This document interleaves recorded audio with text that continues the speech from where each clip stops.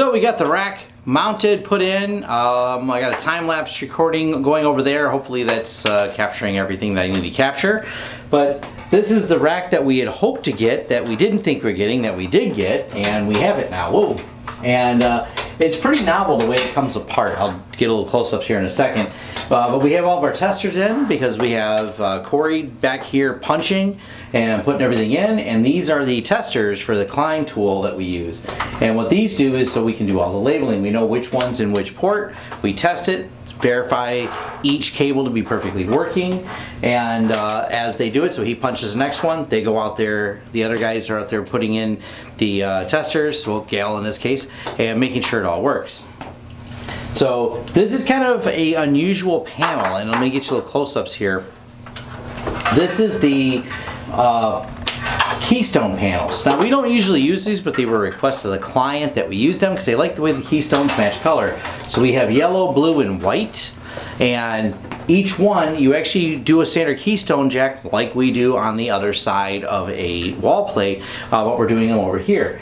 The idea is it keeps very clean labeling. Like I said, it can go either way, but they are coming together really nice. This is the yellow panel, blue panel, and so forth, and each office has one of each color because they're related to where they're going to plug in different equipment. So that way when IT, because the IT company is remote, so the IT is internal on this, we're the external contractor coming in to build out this building, but their IT support's actually in another state.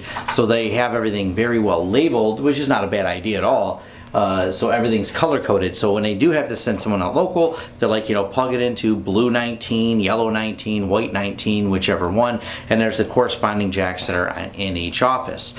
But let's start digging in a little bit and show you the close-ups of how this rack works. So the audio went on my mic, so I'm narrating it from here.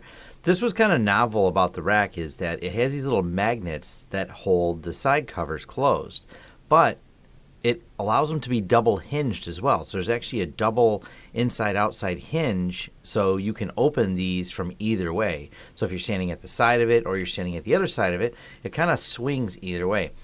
Now when we did the cabling here, I don't have all the final pictures because they came in and started using this right away, but this kind of gives you an idea of what we were doing. We brought it down. Now, this is before we wire combed it and tightened it all up, but you can see we brought them in, we evened them all out by the time we were done punching down to make this really, really clean. So that's all I really have for the video.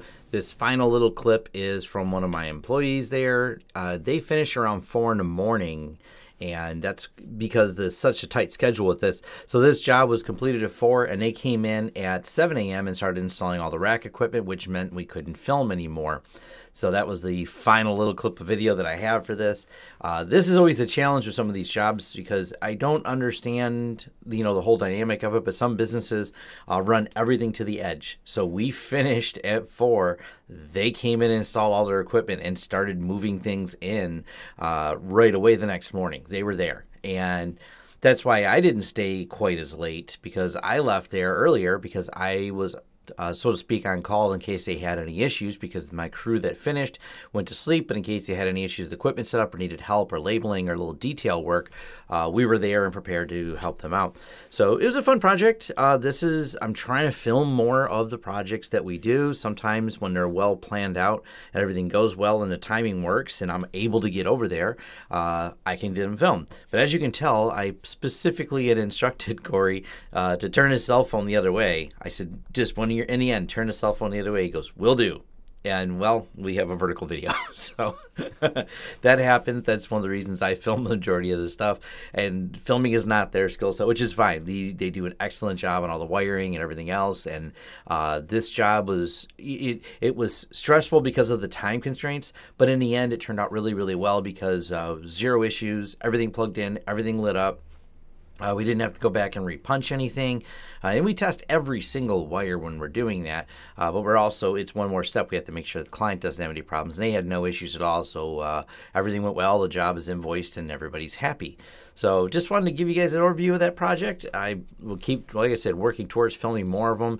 I plan on doing maybe some more videos where we break down how we do patch panels and the racks, maybe in more detail, like in our own setting, so we can control it better, like just give you a demo here at the office or something for people that are curious about wiring and cabling and some of the practices related to it.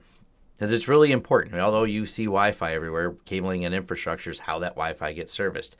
So if you like the content here, like and subscribe. I'll keep working towards more videos like this on site. Like I said, we do them as much as we can based on permission of the client. We have to get permission to film things first, because especially like this is a healthcare company. Once they start putting things in, they close the doors, and I'm perfectly fine with that.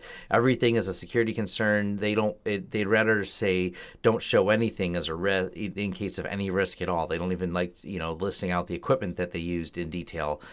Which, like I said, we're fine with it. That's we always keep and respect our clients' wishes. So once again, thanks, and have a great day.